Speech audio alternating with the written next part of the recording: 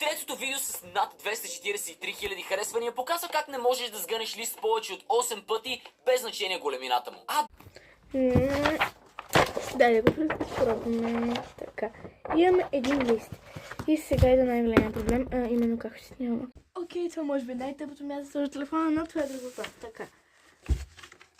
Един път. Това колко е правилно, не знам. Един път.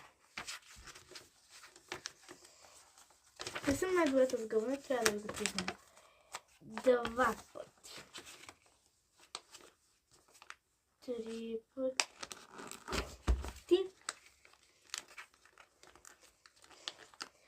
4 пъти, 5 пъти, 6 пъти и съм до тук 6 пъти,